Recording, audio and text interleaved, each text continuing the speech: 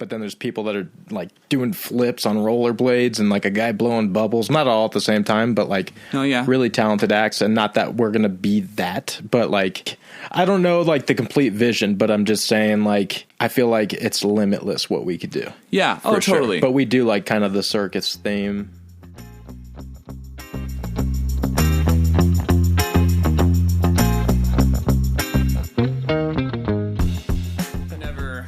I've never heard of him. I bet he's nice though. Yeah, he's super cool dude. He did pass away, but no. Yeah. That's the worst. Yeah, sorry to bring up like down moments. I was just okay. Yeah, I started recording so we can start chatting about stuff immediately. And I like the vibe of like mid conversation. Those are my favorite podcasts. Or when they like when you kind of like loosen up and yeah. Okay. Well, no, when it comes in mid conversation. Okay. You know, like I don't know. Did you ever listen to podcasts or not really? I listen to some podcasts. Okay. Yeah. Some of them, there's Rick Rubin does one. He's like a producer that does like rap music. Okay. And in his, they always come in like mid conversation. So gotcha. Like they were talking and then someone clicked record and they just kept talking. Okay. So you just like get bits and pieces, or you like record? I just record the whole thing and then little snippets. And then we can video some, especially because you went full out. Yeah. Yeah. For those just listening on audio, they'll be like, "What are you talking about?" And, who is this guy? Yeah. No. This is awesome. I've never done a podcast. So wait. So how did you? Okay. So how did you get involved with performing? Did you start just as like you solo Crazy Legs with the makeup and the rapping, or did it start with Masters of Resonance for you? So it was solo. I was buying instrumentals off like YouTube. I found a couple producers I liked, and I kept buying instrumentals and then performing those. Okay. And my mom's husband, my stepbud, his name's Mudfoot. Really? Yeah. Oh wait. I didn't know that you were related. Yeah. Well, I mean, not technically, but like your mom's husband. Oh yeah, is Mudfoot. That's crazy. Technically my stepdad. Wild. Next, you're gonna tell me you were married to your trombonist or something. No. Okay. My mom taught her. My mom was a gymnastics coach growing up, and Shiny V in our band. Yeah.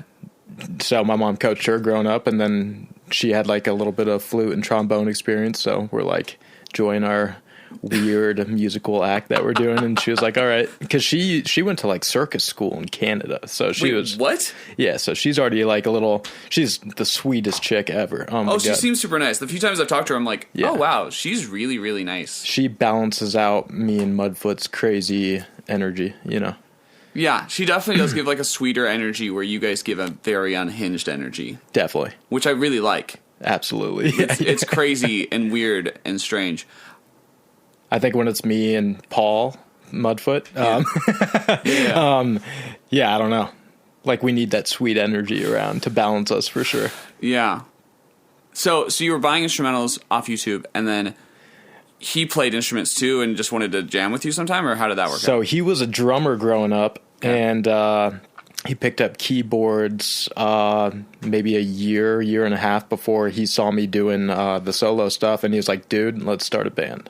Oh. And we're like, I mean, for me, I was like into kind of like, I don't know, dark music for sure. And I still kind of have that aspect when I'm rapping and screaming for sure. But he kind of brought out the light in it and like brought me to be like, I don't know, more theatrical in a way and like silly. So yeah, it's been interesting, but so awesome at the same time. You know? Yeah. So how does that conversation happen? Do you guys just start jamming out, or does he say like, hey, I see you doing instrumentals, let's try doing some stuff together? He just told me he liked what I was doing, and he didn't really make music with him and his keyboard yet. Oh. So I'm pretty sure that's like where that was like the beginning of him on his like keyboard journey. And yeah, he was just like, oh, this is cool. Yeah. So he formed our band, and he does his solo stuff where it's just Mudfoot. And yeah. Do you do just Crazy Leg stuff then too, or no? Yeah, I think I was going by something else at the beginning, but I don't really do too much solo stuff. I would. I'm down to do just like hip hop tracks with like the screaming and certain parts. Like that's kind of what you've seen me do on stage a couple times. Yeah, because you came down a few times to Verna to do just that with just you. Yeah. Without it. And I was like, oh, this is great. But like recorded tracks, no, I just mess around with like Pro Tools and, nothing too crazy. But I've never put out like a solo song. So okay. I did before the band, but I didn't really like love that stuff, Yeah, you like the more like full out theatrical. Definitely. My focus is on the band. I want the band. Right. Me and Paul have a similar vision. Yeah. So. I mean, I think it's going, I don't know how you intend it to go, but I feel like you guys are definitely on a really good track. I feel like he's always had a vision, and I didn't always have the vision, but it like came together, and I was like, oh, this is what we're doing, dude. Like, yeah, it's very strange. Yeah. It's like strange and like big and crazy in a weird way, in a fun way. It brings out like this energy in me for sure, because I'm a pretty laid back dude, but when I'm on stage, I got like bad legs, so it's hard for me to balance, so it's kind of part of my like stand up. Oh, so you actually do have bad legs? Yeah. Yeah, I got it. These puppies won't stay still. Oh, okay. Okay. So that's like a legit thing. Yeah. Okay. I thought they were like kind of skinny, but I was like, I don't know. And he calls them chicken legs all the time, and I'm like, yeah, they're interesting. I didn't know it was like. That's the great part, though, is like we talk shit on each other. And we observe the world and we see how strange it is. So I feel like if we could talk shit on ourselves, we just talk shit on like we just observe and report. You know what I mean? Like, and some people get offended by that, but I'm like, the world is pretty strange, and we just observe and write down what we're seeing. And if people get offended by that, then that's your choice to be offended, Yeah. That's an interesting approach, to just be like, we're just saying what's happening. Yeah. We're not even like trying to. We're not even picking a side. We're just saying. We're just saying like what we see. Yeah. Yeah. This is just our perspective on things. Yeah. I feel like that's a good point, because like on your song, I think it's Dick in the Hall. Exactly. Like I feel like the point of the song is like, hey, I don't care who's in. Yeah. It's just in a Dick in the Hall. Like, yeah, it's just another. Yeah, it doesn't matter who wins president. 100%. They all suck. Yeah. Yeah. For the most part, exactly. Yeah. Right. We're not picking sides out here. We're just talking shit on whoever's in there, because who knows how much power they actually have. But like the thing with politics is like, it doesn't matter what side you're on. Like everyone thinks they know what they're talking about, and I feel like nobody does. Like no one knows what's going on behind the scenes, Oh, totally. So it's like, totally, it's so crazy. Yeah. I heard one guy say something, and for some reason it didn't click to me before that moment. But he just said, "Yeah, an airplane has two wings." Yeah. So like left and right, like they're both flying this airplane. So if you see stuff that's messed up and you're like, oh, I don't like this, it's not the other side's fault. It's both. And I was like, oh my goodness. Yeah. You're probably right. And then, no matter what news source you're watching, most likely they're politically leaning one side. So it's like, I don't know. You just go. Yeah. You just go. Yeah.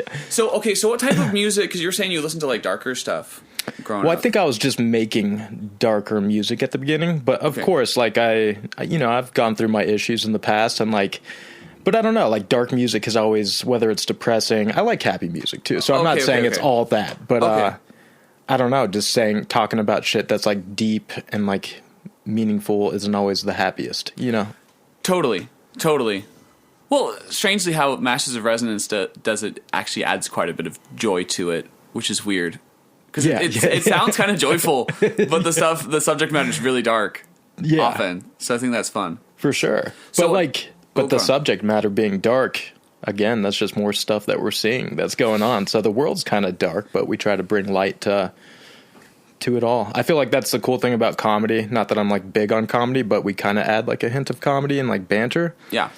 But like Kill Tony, like I don't know if you've ever seen that. Yeah. But it's like you could make the darkest things light, and that's what I like about comedy. Yeah. So. Yeah, and the theatrical thing too brings, like, just adding any theatrical element can take something that's like a really dark subject matter. Yeah, you throw a sausage out of nowhere and it lands on someone's lap. It's like, right, that's funny. Or you take like, because I'm a big like opera guy personally, You're an opera guy. Oh yeah, I love opera. Okay, interesting. And I feel like when I watch an opera, I'm like, oh my goodness, the things they're talking about are terrible. Like, yeah, they're so intense. I've never even like I've heard opera, but I've never like actually listened to like lyrics of opera. I don't think. It's crazy. It sounds crazy. It's really intense stuff. It's like people dying of like diseases and stuff. Oh yeah, awesome. Like I mean, like right. You just wouldn't expect it. Oh yeah, no, 100%. Like a lot of opera is just death. Interesting. It's mostly tragedies. There's a few comedic operas, but 90% of them are like really dark things happening, or like someone's being killed and then their husband is like, "I'm gonna die with you." Or like, man, you're such an idiot. Now we're both gonna die. Like, that's like literally like, wow, how some of the songs go. But because it's in this big, boisterous theatrical presentation, it doesn't feel as dark. I think with opera, unless if I'm like mistaken, but more people are probably focused just on like the notes and like the range, and they're not even like, I don't know. I've just never even thought about lyrics in opera. You know, they're in Italian and like German. They're not in English. No, yeah, subtitles. Yeah. No, I mean I know a bit of Italian, but have you ever heard of Devin Townsend? Devin Townsend.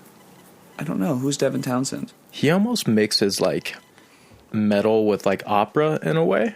Okay. but he does like it's hard to explain, but he's really cool. If you do like that stuff, I don't know if you'll like it because the metal aspect of it. I like metal. Do you? Okay. Well, here's the thing: I like metal, but there's so much metal that I don't like too. I love post-hardcore. Okay. Like all like emo and post-hardcore bands, I'm into. Yeah. You could just play like a playlist of it, and I wouldn't care. Okay. Metal, I'm a little bit more particular about. Definitely. So, like, System of a Down, if you call that metal. Yeah, it's like heavy metal, right? Yeah, I think so. I love System. Okay. Actually, your band gives me System vibes in a certain way. That's awesome. Yes. Because we, like, I don't know. I feel like we have, like, a little bit of similarities to them as well. Totally. But it's cool that you see that. Yeah, no, the first time, because, well, I have this rule that I learned that I think something's great if I laugh at it. Like, if I laugh at it because I'm so just, like, taken aback. Not necessarily because it's funny, but just if my reaction is just to start laughing. You're like, this is ridiculous. This is ridiculous and amazing. And I just start laughing, and I'm like, oh, this is something I love. Yeah. And so when I first saw you guys, I just started laughing because I was like, this is so insane.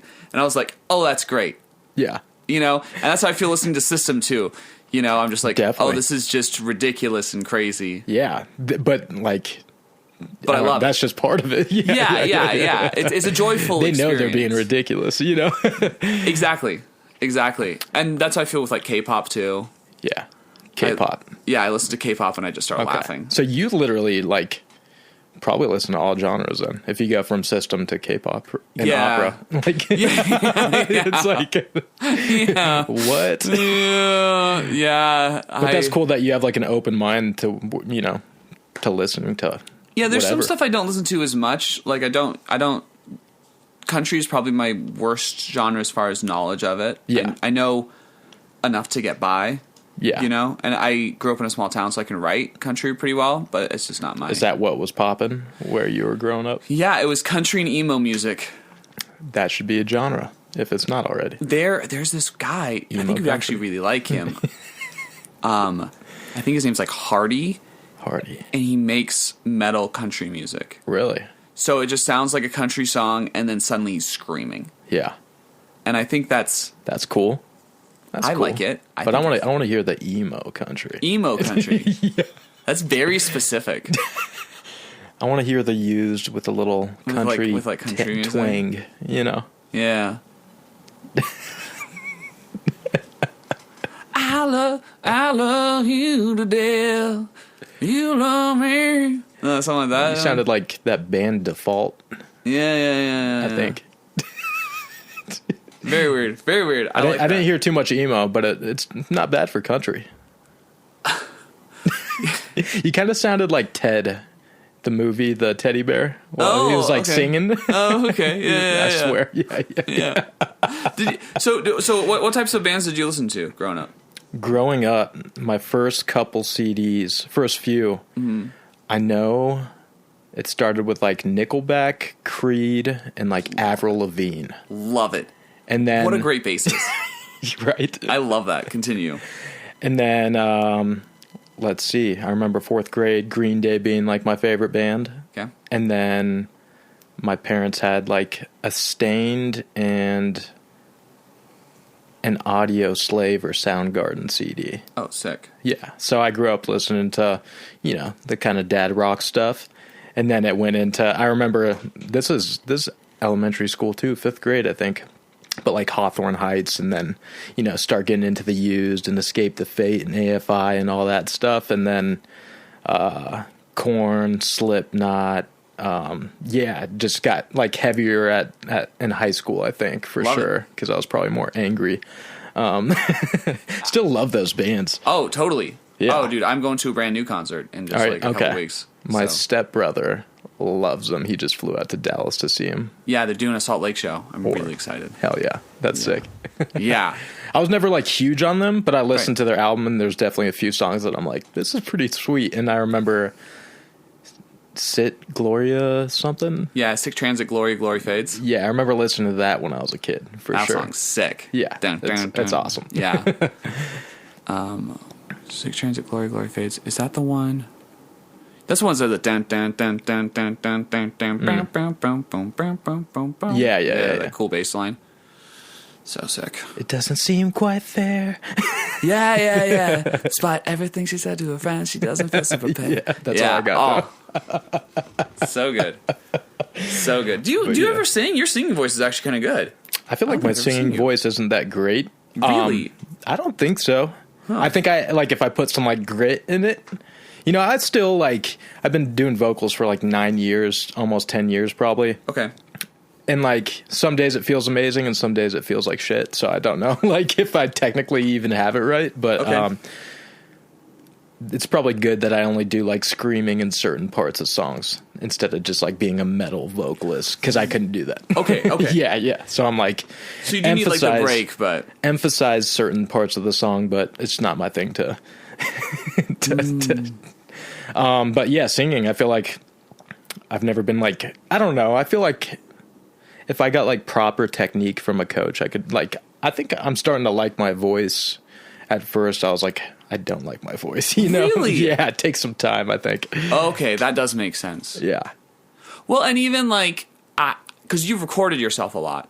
Yeah. Right? Yeah, I think I started like 4 or 5 years ago, just like messing around on my phone and stuff, so. I feel like every time I record myself, I get better.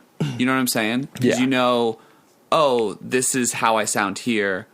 I want to sound a little bit. You make little alterations over time, and you like it more and more. Yeah, I think you just figure yourself out, right? Absolutely. The more you do it, the better you get, and the more direction I think you have. You know, I think the beginning I didn't have too much direction, and I was just like, you know, I was never like huge into rap. I do like some old school hip hop, and I do like some rap artists.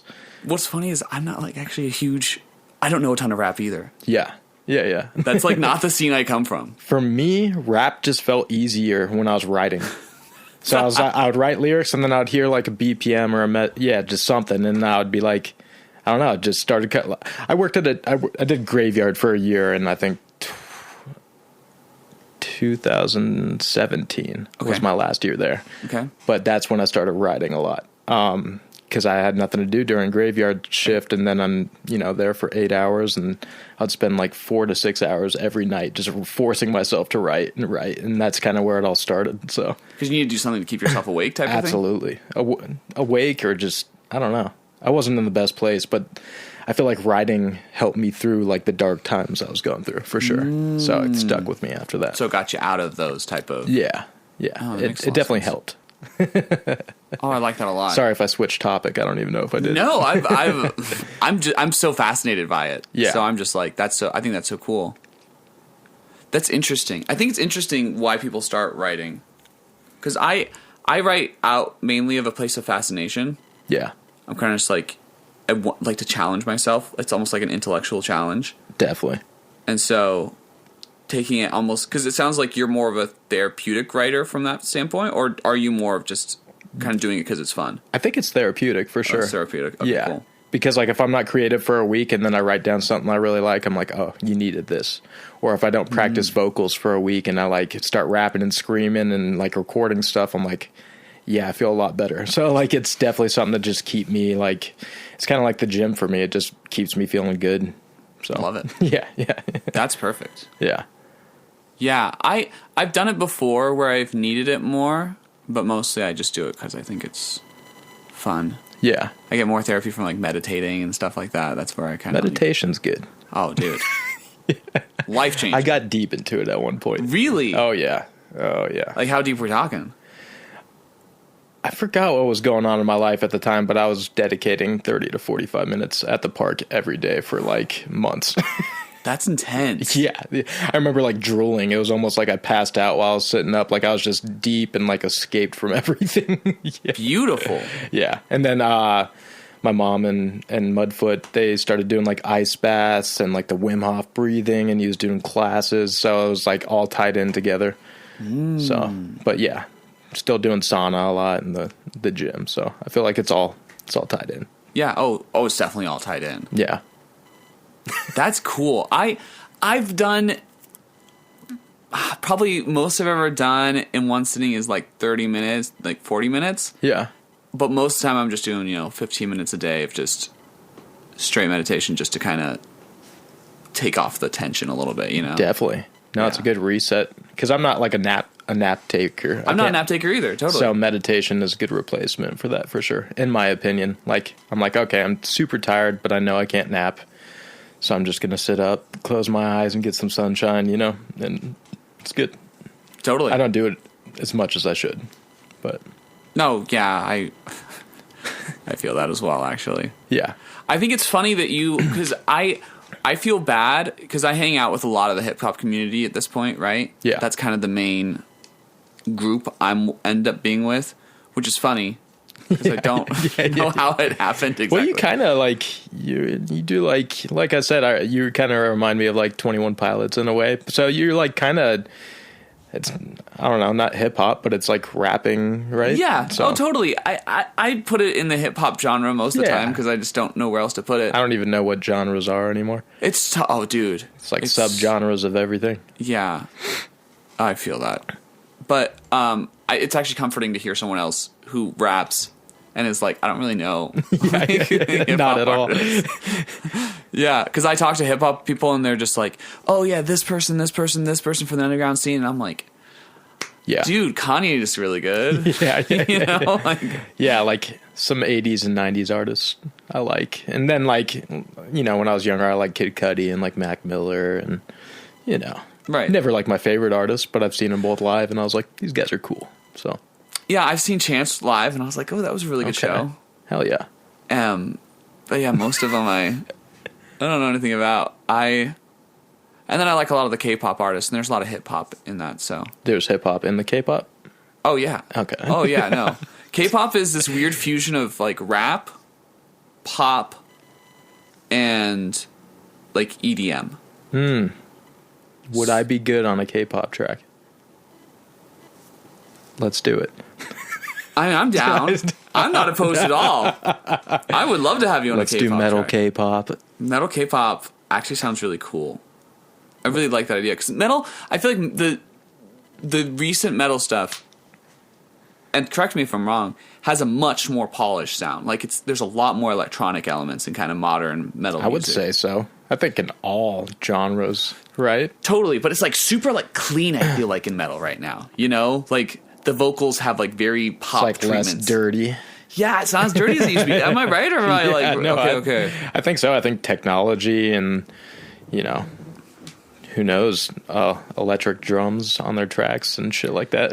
Totally. No, it feels like that though. Auto-tune. Like, yeah. I know auto-tune's probably not big in metal, but I'm sure they do like 11% or something like that. Yeah. No, they're doing something. Not the 100% auto-tune, but I love 100% auto-tune. I just like the I think if you have the right voice, you could pull it off. Yeah. But I don't think... I like it as a flavor. Yeah. Not as like a correction, but as like a flavor. I think it sounds excellent. Definitely. It's funny. I saw who's the guy who does it. T-Pain? T-Pain. You saw T-Pain? No, I didn't see T-Pain, but I know he's like big on auto-tune. But I saw him like live on YouTube doing like a performance. I forgot. I think he was covering like a rock song. Mm-hmm. No auto-tune, I don't think, and it was amazing. Oh yeah, great singer. I was just like, okay, so this guy's like a real artist. You know what I mean? He was just using it for the effect. Yeah. You know, but it's cool to see him step outside that, and you're like, oh, it's not all the effect. Yeah, it's exactly. It's cool to know that there's skills behind that. Yeah. Oh, totally. Because there's some artists that I don't think have that much skill, and it's all technology, all production. Yeah. Oh, totally. Well, I mean, production can go a long way. Yeah, 100%. Having like a well-produced song can take you from like, doing good to just like huge hit songs type of area. Definitely. Yeah. So what you were talking about the vision for Masters of Resonance earlier. What is the vision for Masters of Resonance? Like how would you... Depends on how big it gets, Okay. But I think definitely involving more acts. Even our first show that we did, we had a guy doing puppetry, and it was the coolest, But I think just adding other artists with us, or just making a huge team, and like, I don't know. How many people are in Masters of Resonance now? Me, Mudfoot, and Shiny V. But I feel like you have the girl who dresses up like a cat. See, or those are just like accompanists. Those are other, like, yeah, exactly. Like, so characters that join us sometimes, but it's not like the core, even though we love those people and they're always welcome to perform with us. Right. No matter what, me and Mudfoot are playing together. Yeah. Shiny V, we love it when she plays with us. But, like, if me and Mudfoot have to play together, then, and that's all we have, then it's what we're working with, That makes a lot of sense. So my main band outside of just doing my own stuff is Jack Jack. Okay. And it's the same thing, where Jack Jack is just Harley and myself. Okay. And we'll often have a bunch of people accompanying us as like a full band type of thing. But sometimes it's just the two of us performing. Definitely. And when we get together to write, it's just the two of us writing, Yeah. So that everyone else is kind of accompanist. Definitely. But that core, so the core group of Masters of Resonance is Mudfoot, Crazy Legs. Definitely. Both part of we write the music. The leg system. Yeah. We got Mudfoot and Crazy Legs. That's the core. Shiny V's, like I said, she's awesome. So whenever she can play, hell yeah. Love it. If not, we got to do what we got to do. We still got to get out and perform. So. Right. You're going to get out no matter what. If you have other people, great. And Mudfoot lives in Meadview, Arizona, 2 hours away. Hour 45 minutes away. Oh, he doesn't live in town? No. Oh, wild. Yeah. So there's a lot of effort that goes in. Like, don't get me wrong, I put in a lot of effort too, but he puts in a lot of effort. Oh, yeah. And he's got all the instruments, and he's packing up his truck, and, Oh, shoot. I'm there to assist him. I'm like, what do you need, man? That's crazy. I didn't know he didn't live here. Yeah. When we started, he lived here, but they got away from all the chaos. Oh, man. Well, that makes sense. He does seem like a guy who's kind of tired of the chaos. He just wants chaos when we're playing, I think.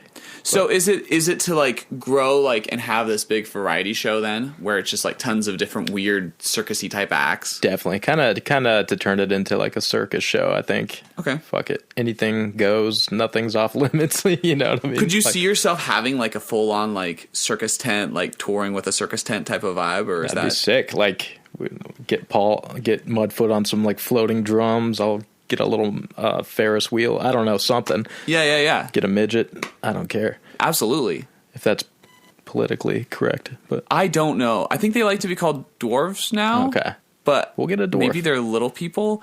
I don't know what they like. Yeah. I feel like you're an asshole. No, I feel like dwarf to me sounds more offensive. Yeah. But I hear that's what they prefer. Dude, okay.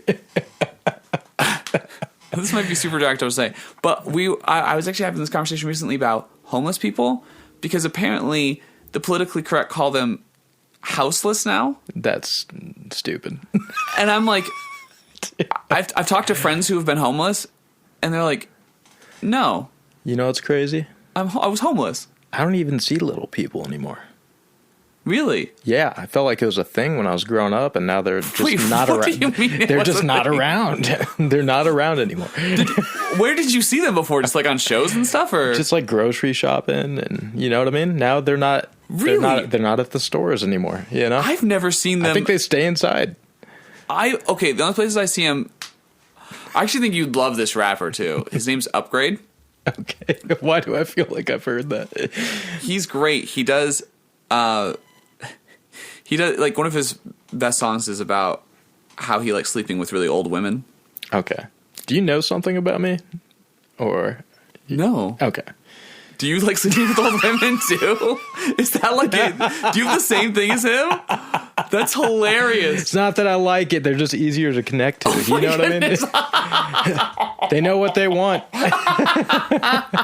There's no games involved. You know what I mean? Yeah. Okay. So he does lots of like silly songs. He's a really good rapper. I actually think you guys would really click. He's like. Is he like a local artist? Yeah. Oh, okay. Oh yeah, great local rapper. But he videos for a lot of like OnlyFans girls and like porn type girls. Nice. And so because of that, some of them are little people who are into that industry, right? And so the most I've seen little people is his friends coming to shows. Well, that's another thing is like I feel like you have to rent them to see them. You know what I mean?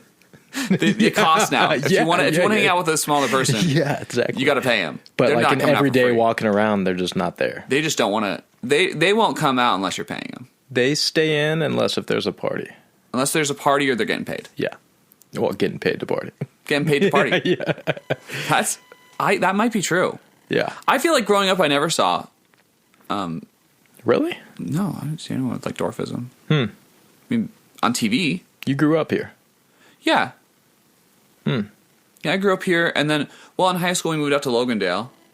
Okay. So that's a small town, and like that, I saw just like but white before people out there. Logandale. Before Logandale, yeah, I was here. Okay.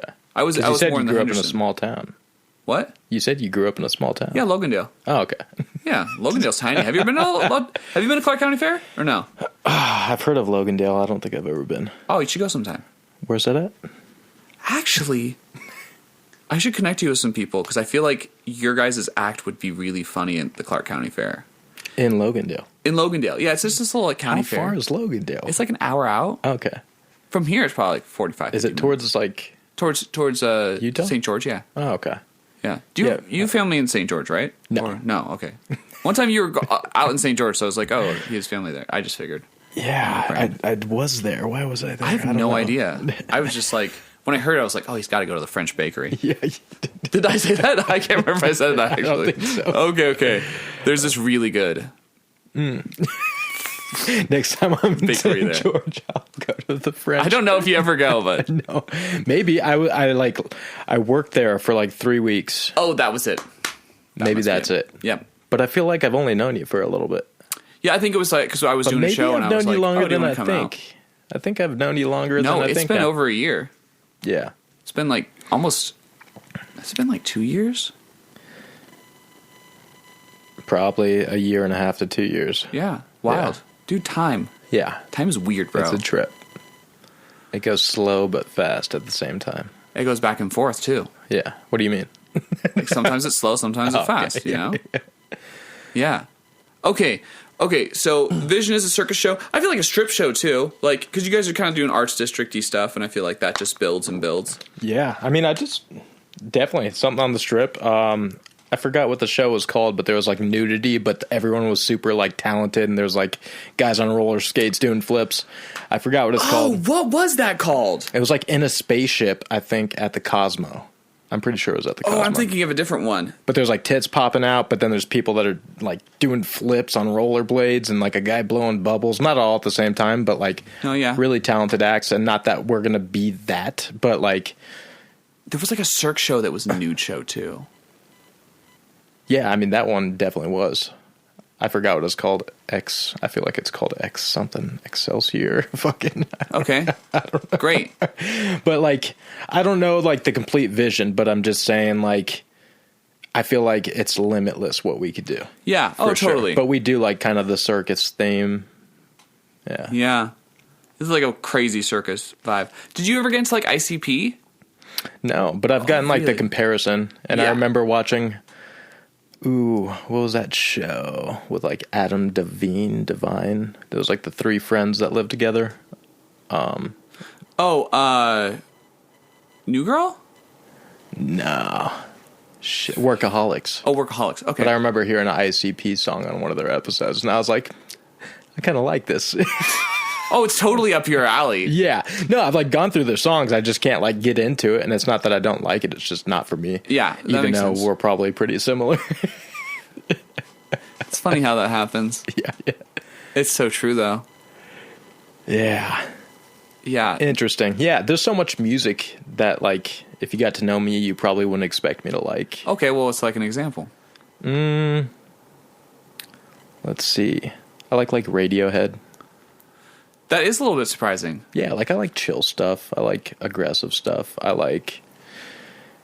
There's a guy called Colter Wall, which is like folky, like sounds like a modern day Johnny Cash almost. And like that type of music I'm not into, but he's cool as shit.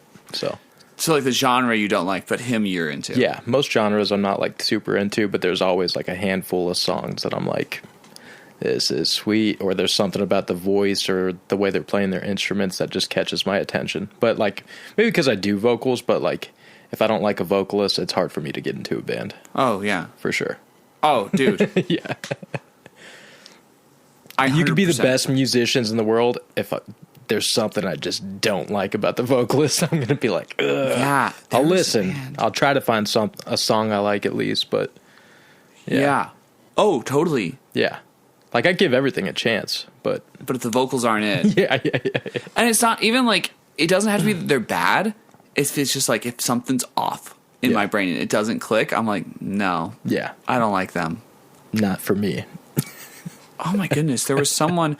One that I still like, even though I don't love the vocals, and this is crazy and I've gotten so much heat over it, is I don't really like Billie Eilish's voice. But I think the production's awesome. Yeah. I think the songwriting's great. I don't even think I've heard anything from her in the past couple of years, but I remember a couple songs came on the radio a while ago, and I was like, I understand. I get it. I get why people like her. I just can't get into the vocals. The vocals just don't do it for me. And people are like, oh, she's so good. I'm like, yeah, I'm not saying she's not. Yeah.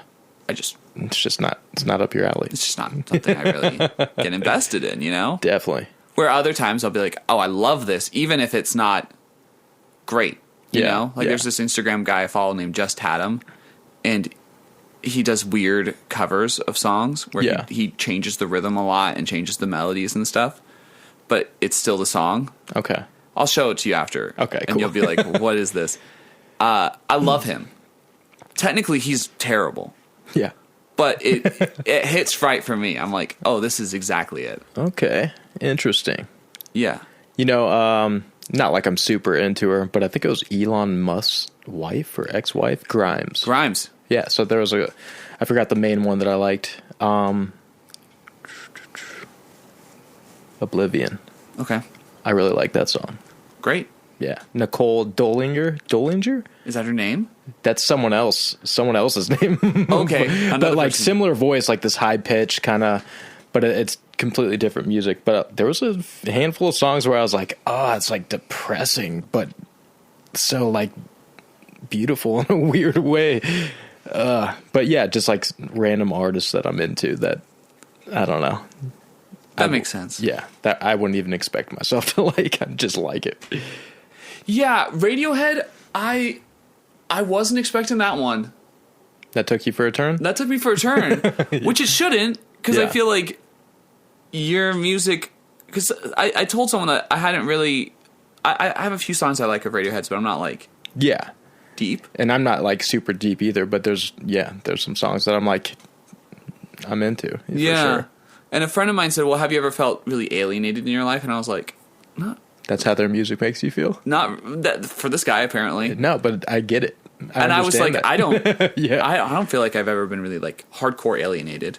Yeah. You know, I've always had someone to go to, and so he's like, "Oh, okay, that makes sense." It doesn't. So you don't understand? Yeah. So I don't get it. I don't get it. Yeah. Which is fine, you know. I don't know. For sure. I'd rather. It would be great if no one ever felt completely alienated. Yeah. Yeah. You know? It could be good to feel that way sometimes. I'm not saying it's good in the moment, but to get through something like that and like, oh, I was, but now I'm not. And now I'm thankful for what I have. But if you're stuck in that state, that must feel shitty, you know? Oh, totally. Totally. So you grew up in Vegas then? Born and raised, or? I was born in Northern California and then came out here when I was 3. Okay, so mostly Vegas. Mostly Vegas. And Vegas is home. Green Valley as well. Went to Green Valley. Cool. Yeah. Yeah, interesting spot to grow up, you know? So you were in the Henderson area. Yeah. For what? Wait, so you, it sounds like you're like 90s born. 94. 94. Okay, so we're really similar ages. Yeah. Because I'm 93. Okay. What part of Henderson were you in? Because now I'm curious. Not like deep Henderson, like Sunset Station. I've always been within a few mile radius from Sunset. Okay, because I was off of Horizon Ridge in Stephanie. I was, growing up. I've literally been, in that area for 27 years. So. Okay, so that's like totally it. Weird. Did you go to what was that name of that, Kitchell or Twitchell or something? There was an elementary school. Did you? I heard of Twitchell, but I thought that was like a different school, a school for different people. Oh no! It was an elementary school. There was an elementary school called Twitchell. It doesn't sound real. Did you really think it was like a special people elementary school? Oh, well, not special. I mean, I thought it was like a private or like just a different. Oh, okay, like private school for some sort of special person. Weird. We like grew up in the same area. That's so funny. That's hilarious. Twitchell. Yeah. Who named it that? I don't know. I think it's someone's last name. Yeah. It's got to be right. Go with your first name. What are you doing? Yeah. You know. Twitchell. Yeah.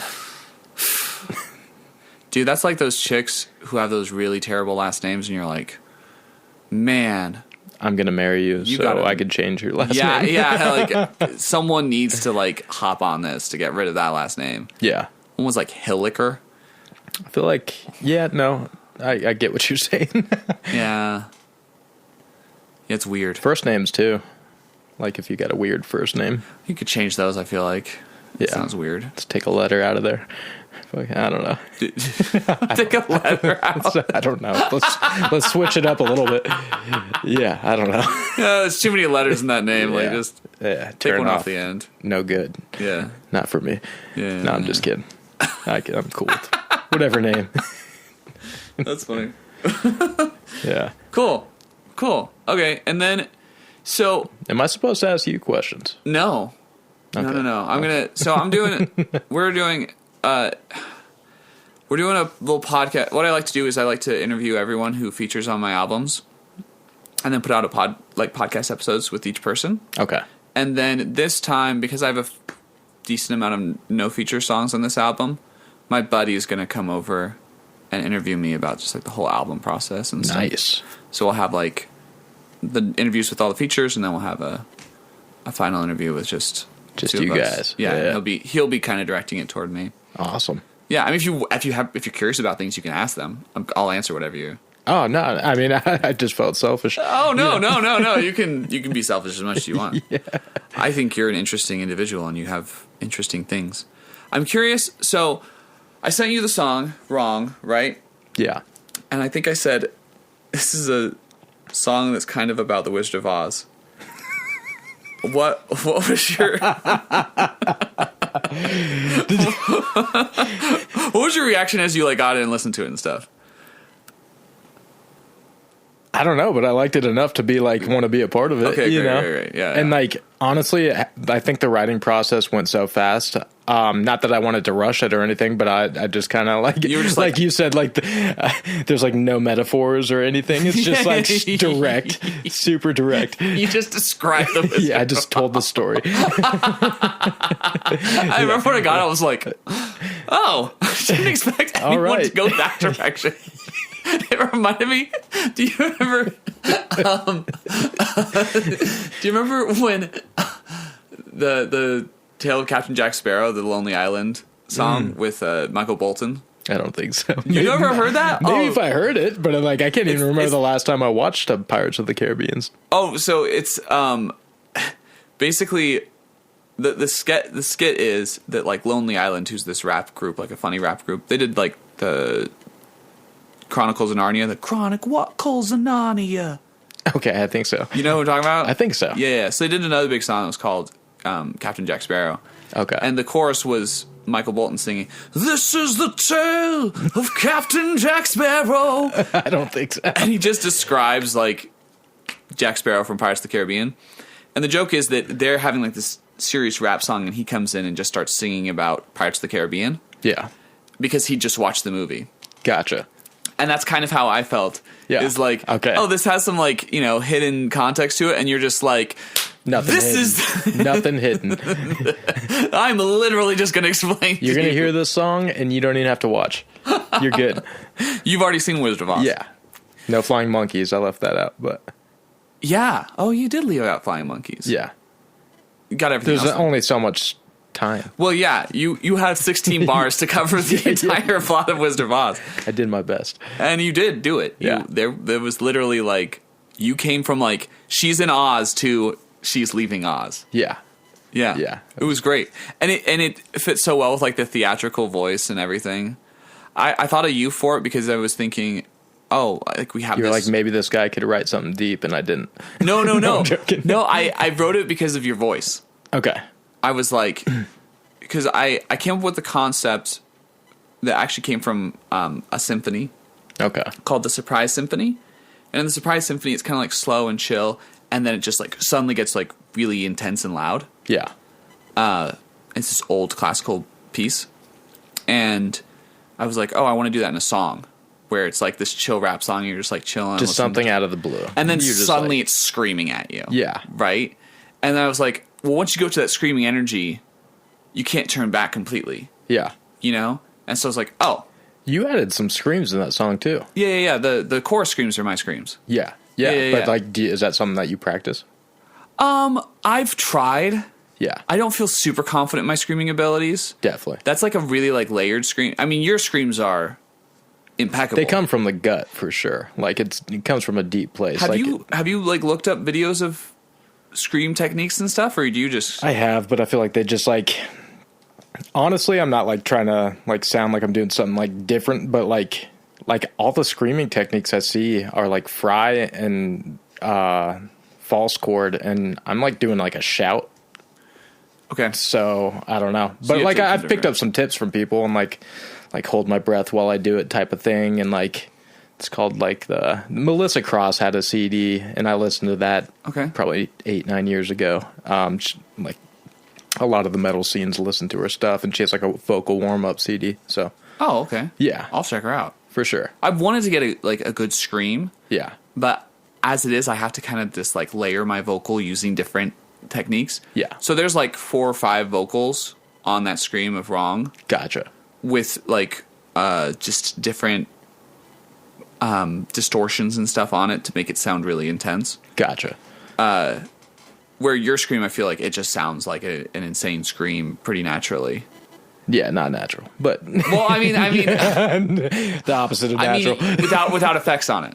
Yeah, you don't have to put any effects on it, and it already sounds definitely. And like even like when we're recording music, there's not like layers of shit. It's just like. It's just you screaming it. It's that. We might do some, like, ad-libs, but that's more, like, the silly stuff, Right. Like, we just made a pretty silly song.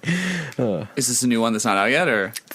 Just dropped, I think, yesterday or today. Oh, what? Yeah. Is it the one with the videos that you were posting? No, that was Cold Cheese. Oh, Cold Cheese. Okay. So this is a new one. What's this one called? It's called Tiptoeing. Tiptoeing. Yeah. It's going to be a fan favorite. Go check it out. Masters of Resonance Tiptoeing. Okay. Dope. Jeez. Okay. It's hilarious. Okay. But it's like the only way I could kind of put it is like very simple, like beat, boop, beat, like type beat. And like it's kind of like a South Park song. Okay. If South Park had like, I'm sure they got songs. But they got songs, yeah. They did the musical. Did they? Yeah, the Book of Mormon musical. Okay. So, yeah, I mean... Just super offensive. Love it. So the song is incredibly offensive. Depends on who you are. If you're one to get offended. Yeah, if you're one to get offended, then it's probably going to offend you. But if you're not easily offended, it's a great song. I'm not that easily offended, but I do know people who are. Yeah. But that's like the times that we live in where everything's offended about everything. You know? You could say anything in the world to me. It's my choice to be offended. I agree with that. Yeah. Yeah, taking offense. I mean, there are some things where I'm like, oh, that person was really trying to be hurtful. Yeah. You know? No, for sure. Yeah. Yeah. Like, I was listening to a podcast talking about minstrelsy, like how the minstrel scene started. And I'm like, oh, they were just trying to be really mean. Because minstrels, when people wore like blackface and like wore the little hands and danced and stuff on stage. People trying to make fun of black people. Okay. And that was just them being really, really mean. You know what I'm saying? Yeah. But like, okay. What? Oh, so you literally have white face or what? No. It's not even that. I just like, I don't know. Like, I guess like, if, I don't know. Like, what do you mean? Like making fun of them? Like, do you not know about like minstrel music? No. Oh, okay. It's like, so it's basically, it has some like vaudeville came from it partially, but they would find like old black folk songs. Okay. And just do terrible black accents that they like made up. Okay. That these white people made up to make fun of black people who were slaves or in really low, impoverished conditions. Yeah. See, like, yeah, you don't want to like, yeah, no. Yeah. That's what I mean. Like, here's some stuff is like meant to be cruel. Yeah. But if it's not cruel over. and you do blackface, how offensive is that? I'm just asking. Oh, that's actually a really good question. Because like Tropic Thunder was hilarious. Yeah. You know what I mean? If you're doing it, there is a way to do it. Yeah, that's what I'm talking about with the comedy. You could make anything dark and like you could make a 9/11 joke and make it funny if you do it right. If you do it right. If you got to do it right. Yeah, because I think what Tropic Thunder did too is he wasn't trying to say like, oh, black people are so stupid. Yeah. He wasn't like going after a race. He was saying pretentious people who think they can get away with anything as long as they're acting are stupid. He was making fun of Hollywood. You know what I'm saying? Yeah. And so I think that's part of it. It's just like punching down appropriately. Definitely. You know? Yeah. Yeah. If you do anything right, I don't know. And it's, for me, like I've said this before, people can say the worst things ever to me. Yeah. As long as it's funny.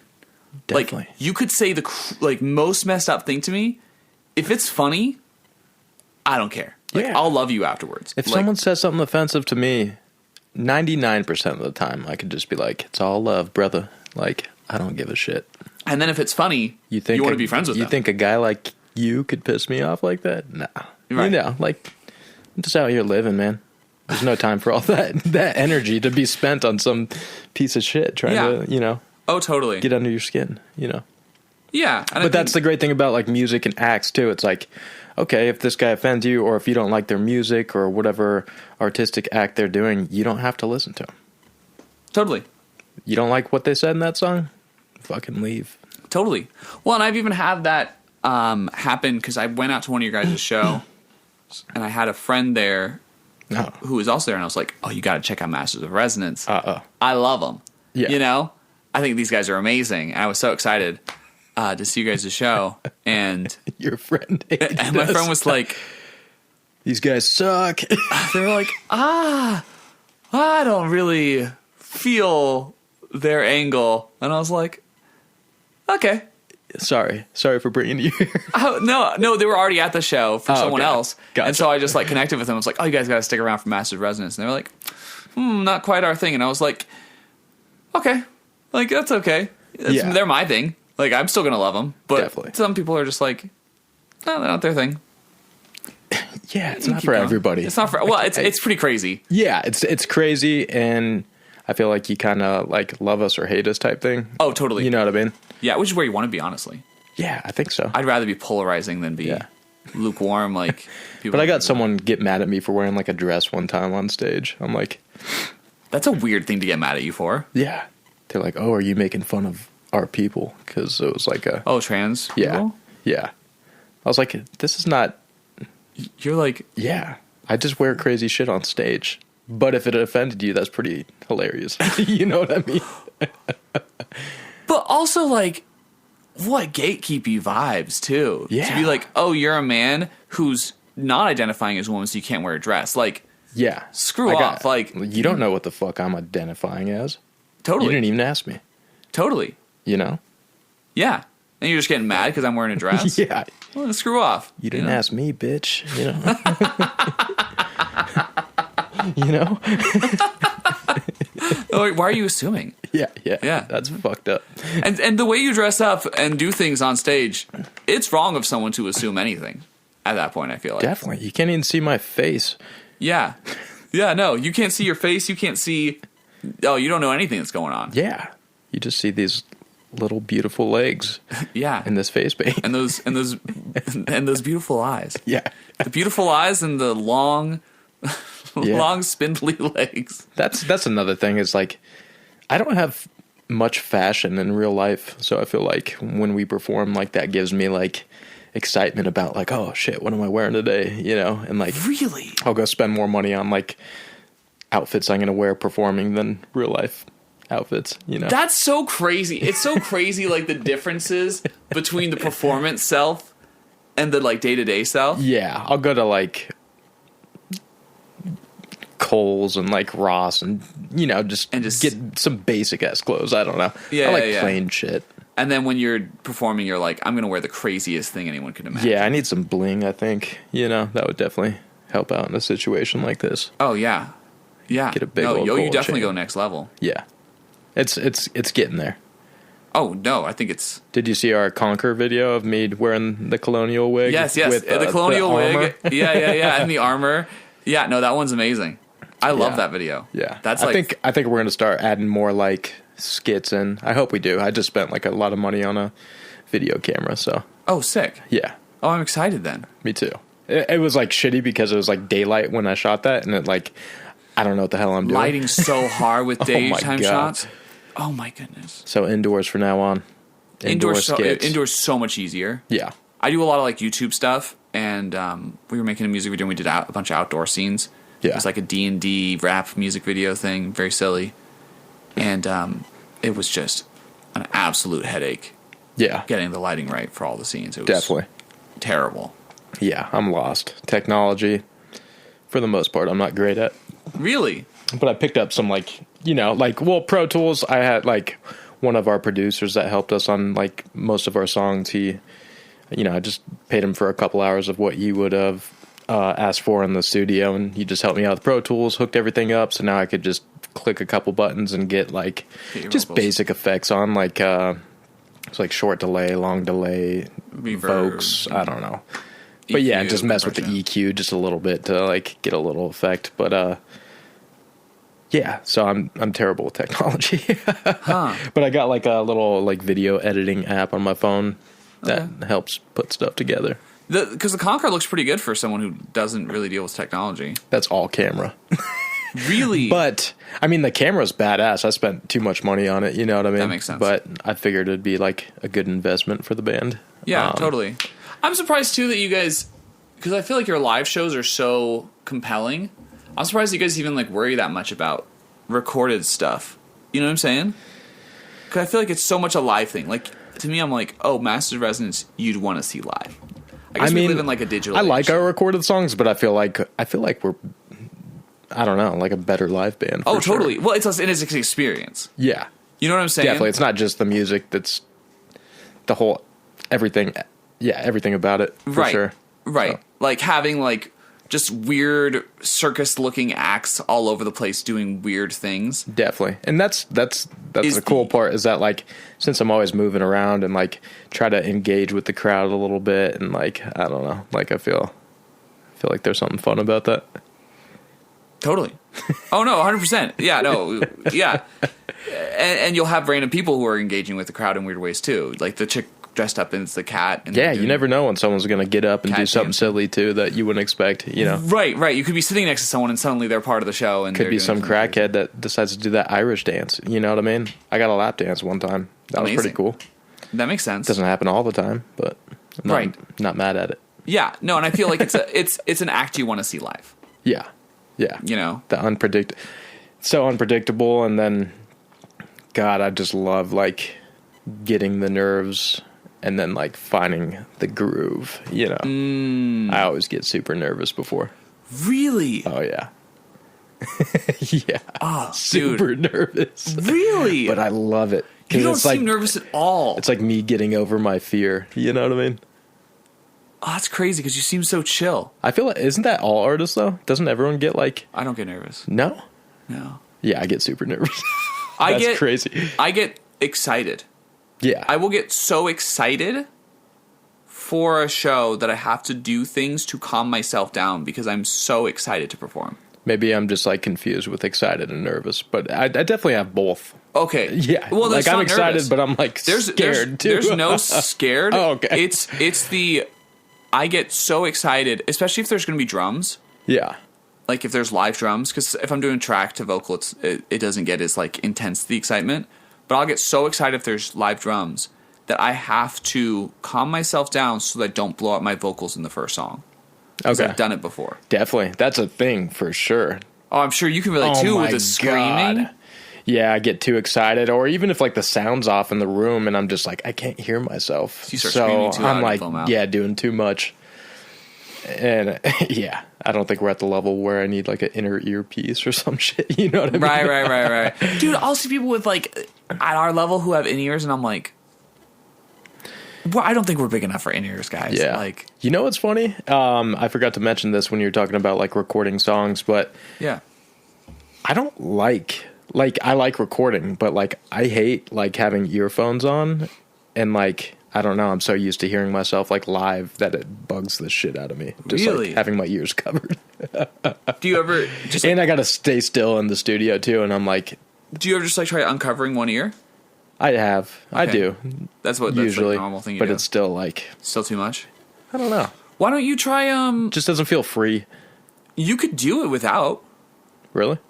Yeah. Okay. Maybe I'll bring that up. You get some bleed. You get some bleed. Yeah. But you can do it without. When you say some bleed, you'll get some bleed from the speakers. Okay. Because you're going to have to play the music. Yeah, exactly. Right. So you just play the music over speakers, and you just have them like, so... But the speaker will go into the mic is what you're saying. Right, you'll get some bleed of the music coming into the mic. Okay. But just a little bit. Yeah. You know? So like if I had like speakers right here. Yeah. And I was playing them, because we're facing each other right now, for those who... Because we don't have any other video going right now. We are back to back looking away from each other. Right. If I had speakers with me right now, like on my sides, and I was blowing music towards you, the microphone is not picking up most of that. Gotcha. And so... Because you have to be... Yeah. Right. So as long as you're close to the mic and doing your stuff into the mic, it's going to pick up a little bit of it. But if it helps you create a better performance, then it's worth it. Definitely. I like your style. And it's good. It's good to learn, you know? Yeah. I mean, that's how I would approach it if someone was like, I just hate having this. I hate these things. Yeah. Because especially for you, because you're very loud. Yeah. So I'm not loud. I feel like I'm not that loud. Really? I don't think I'm that loud. Well, I mean, you sound loud. Yeah, I probably sound like it, but you're not that loud. I don't think I'm that loud. If I go use the same mic as Mudfoot, his voice is a lot louder. Really? Yeah. He's got that deep, but I got that highness, you know, the high pitch. And usually high is like maybe louder it sounds so aggressive. It sounds so aggressive. Yeah, it's aggressive, but it's not loud. I'd say it's like medium low. Really? I think it kind of comes off like this in a way. Huh. Like the sound level. It's pretty similar to how we're talking. Really? For sure. Some of the screams maybe a little bit louder. But I feel like it's kind of controlled to where it doesn't have to be that loud. That's probably why you're able to keep such longevity throughout your acts with your screams, because you're not screaming that loud. Yeah, and not that often, so it's perfect. I feel like you scream like a few times per rap. Yeah, it's like 4 or 5 times a song usually. Yeah. But a lot of the weird theatrical voices too. You know? Yeah, those are very fun. Yeah. Your freaking witch laugh. The witch laugh. It's so good. It is iconic. You're like, your weird cackle. It's on so many good songs you do. I was so pumped when you sent me that as an ad lib for wrong. I was like, oh, thank goodness. Like, I was about to ask you for it, and then you sent it. And I was like, okay, cool. I don't have to worry. I was like, great. I have to go back and listen to that. It's been a while since I listened to it, to be honest. Oh, it's great. You kill it. Yeah. Very fun to perform live too, because we're both just screaming. Faces off. And like even the time that I performed with you, I feel like I was like too aggressive. I was actually really nervous for that too, even though I think it's because like I'd never done it before. Oh, because I'm just like so like before we even did it, I was listening to it like on repeat, just sitting in the corner, just like I got to get this right. It's not my song. I got to get this right. That's funny. But I felt like it came off like too aggressive and like really more aggressive than it needed to be. Oh, sure. I thought it was perfect. Okay. I think it. Yeah. I mean, because I watched tons of people go up to you afterwards, and they were just like, dude, you're amazing. Like, I want you on my song. Like, it's usually a couple people. I wouldn't say a ton. I mean, a ton for how many people were there. Yeah. You got like 3 out of 30, you know? Yeah, 3 out of 30 is 10%. 10% of people are coming up to you and saying they want you on a song because they love your voice so much. Yeah. You know? Which, for sure. I think that's deserved. That's cool. Yeah. Yeah. The people that get it. It's cool that not everyone gets it, you know? Yeah. Oh, yeah. Not everyone gets it. Unfortunately. Yeah. Yeah. Okay. I'm trying to think if there's anything else I want to talk to you about that I was curious about. You started with just being stepson and stepdad, which is hilarious. Yeah. Hilarious way to start. We just have like the perfect combination of like sense of humor and, you know. That's convenient. And like we like, there's a lot of music that we have in common, but he's got older shit. Paul, he's like, I think 17 years older, so grew up in different eras too. Oh, he's actually not that much older than you either then. No. Is he 47, 48? Wild. I'm 30, so yeah. Huh. I thought he was... Yeah. I thought it was a bigger difference than that. Yeah. Huh. Crazy. That makes sense though, 48. But I guess when I heard he was your stepdad, I thought like, oh, he's going to be like... 30 years older or 30 something? years older. Yeah, for sure. But he's not that older than you.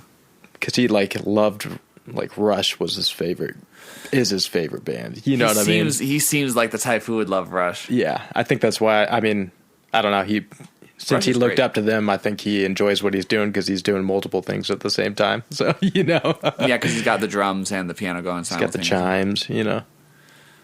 Doing vocals, like. Very goofy. Yeah. Oh, man. But I feel like we complement each other with him having the deep voice and like more like lighthearted, and me being kind of more serious, but adding like the, I don't know, like the theatrical voices too. I don't know. There's something unique about it. Huh. I would have never thought of him as being like more lighthearted in the group. That's not like how He's super intense. Whatever he does, he's going to go fucking balls to the wall. But he's like a giant teddy bear too. And like, seems like it. He's a sweet guy. Oh, he seems super sweet. Yeah. He's like, we definitely like, you know, get on each other's. He probably gets on my nerves more, but like we butt heads a little bit sometimes. But like at the end of the day, he's pretty much my best friend in a way, you know. Love it. Yeah. What a great relationship. And then, so were you still in like high school when your parents got divorced and your mom got remarried, or was that like after a while, like once you were out and working and stuff? I think that was like right at the end of high school. Okay, cool. 17, 18 years old, I think. Cool. Same for me. That's when my mom got remarried and like divorced and everything too. Okay. So, yeah. So everybody still here? Like in Las Vegas or? No one's in Las Vegas. I'm the only one left. Yeah, everyone else left. Everyone's like, I want nothing part of this. Yeah. Restart. No, slowly. Like at one point everyone was here and then they just slowly, most of them moved to St. George. Okay. Yeah. Ah, St. George. Yeah. The Frenchie. The French bakery. The French bakery. Yeah. So good. Yeah. That's crazy. Yeah, because I was close with my stepdad, but I wouldn't have been like, oh, he's like my best friend. Yeah. And I don't think it was like we've never like, I don't know. I think the band like brought us way closer too. That does it. You know. Oh, 100%. Yeah. Well, when you work with someone in that type of context, it just changes everything, I feel like, because you expose really deep parts of yourself to each other. Yeah. And you have to be like, especially being like as, silly and like stupid as we are in some parts, like you have to be completely open in that state of mind to like let that out. You know what I mean? Like, all right, let's not judge each other and let's just be stupid and see what happens. And like, I don't know, the cold cheese song, he kind of got me in that state. Well, he was like, nah, we need to practice right now. Like, we need to. And then me like being tired and like kind of not forcing me, but like agreed to practice. I came up with he's running out of Parmesan, like part of that song. And it's like kind of like the chorus in a way. It's so stupid, but it's like that silly aspect. I don't know. Yeah, you have to. I actually totally agree with you. You have to be in a really open space to get that silly. Yeah. Because it seems stupid. I can't do that with anybody besides him, really. Great. Like, once we practice it, I could do it in front of people. Right, but you practice, but, like, to let myself be like that, maybe, like, a handful of people I've ever, like, been around, Where you're like, oh, I can go full silly mode. Yeah. Handful of friends. That makes sense, actually. Yeah. I feel that. Yeah, those are ideal relationships when you can go full silly mode. You go full retard. Yeah, not halfway. All the way. Simple Jack. Yeah, man. You're tying it back in. Tropic Thunder. You gotta get a Tropic Thunder reference in there again. Talking to a guy with white face, so you gotta... But yeah. Yeah, here you are making fun of albinos. Yeah, I know. This is pretty fucked up. This is fucked up. Okay, cool. I think that's pretty good. Do you have anything else you want to talk about? Or I think that's it. Okay, cool. Check out our music. Yeah, dude, Masters of Resonance is baller. If you're ever in Vegas, because you guys do shows almost like twice every other week, once a week. Sometimes it's like 3 times a month. Other times it's like once a month. Okay. Like, so inconsistent, but yeah. Well, good chances if someone's in Vegas. Yeah, I feel like more people are starting to notice though. So I think like as far as like people that are like booking or like managers, I don't know, but like or booking agencies. You guys pull like a decent crowd at this point, right? Like you guys are getting like. Yeah, I mean, I think we both agree that like it's kind of annoying to go like try to bug the same 40 people out to every show. You know what I mean? Right. But yeah, I'll send the invite out to a good group of people, and even if 10 people come, hopefully the bar's bringing some people. But like if we really tried to, we could probably bring, Yeah, 50 plus. Yeah. Totally. If we like really tried. Yeah, I saw, because one of your shows, I feel like there was like 20, 30 people you guys brought out, which is, for a local group, that's excellent. Yeah, it's not bad. The bar's making some money. Everyone's drinking, buying food. Yeah. So. Having a good time. As long as you can, I feel like if you guys had like the right promoter with you guys, you could really. We just sent out something, I think it was last week, and the guy's like, yeah, no, you're a little out of the ordinary. I'm like, okay. I feel like, that's the thing. It has to be like just like the right person who gets it. Definitely. Because I feel like you get the right person on board with that, and they're going to be like, yeah, this is a strip show. Like, this is something waiting to happen. Yeah. We did like a battle of the bands like a month ago, though. And that went really well. Oh, nice. But like I felt like some of the judges like definitely know some people, but it's just like I don't know. I don't think we ever really got their contact information, but like this lady loved us, and I think she had the ends at some places. So hopefully we somehow connect again. I feel like doing something at Area 15 would be fucking sick. My sick. Goodness, that's perfect for you guys. Yeah. So we need an in at Area 15. Yeah. Who does the booking there now? Have you played there? No, I saw Dave booked a show there. Do you know like Legends Never Dave? No. He's like big in the hip hop community. He's a big local show promoter person. Okay. Yeah. He's done some shows with do you think we're too experimental to get hooked Dave, over there? Yeah. I think you alone would be good for Dave. Okay. But I think the full band experience is not quite in his wheelhouse. I think he could, he would know who to contact, but I don't know. I don't know Dave well enough for that either. Yeah. I was part of one of his shows mainly because one of the artists who was headlining wanted me to be part of the show. Gotcha. It wasn't like... You're like, I know of Dave, but I'm not like... Right, and I've seen him at shows, and we are dab each other up, but in the hip-hop scene, you kind of dab everyone up who's... Yeah. remotely recognizable. Definitely. So a little less like, I don't know everyone. It's just kind of like, yeah. Oh, yeah, it's so funny. I just feel like I feel like we're in no scene, you know what I mean? Like when at your show, like everyone's like hip hop artists, and the one I went to at least. Yeah. And I was just like, I don't know how to, you know. I don't know how to interact in this scene. Yeah, I feel like everyone's tight. I'm just sitting there. I had to learn it. It's funny stuff. Like you have to wear a hat. You don't have to wear a hat, but a lot of people wear hats. Yeah. You dab up basically everybody. You like give them like, it's like this. You grip their hands in a certain way, and then you have to like dab them. And it's like everyone's dabbing each other. Just gonna start doing that to everyone. Just dabbing them up. Yeah. But even like the Battle of the Bands, like 2 of the bands were like really like close friends to each other. No, just metal as fuck. Oh, okay, cool. And you know, like all these guys are long hair, shredders, and fucking tatted up. You know, it's just like I just feel like I don't like I'm like. There's aspects of all these different genres, but we don't really fit in. You know what I mean? No, you don't. Yeah, but I love that. Like, well, and like I was saying, like if you did more just straight hip hop stuff, you would do well in the hip hop scene. Yeah. If you were just doing just hip hop.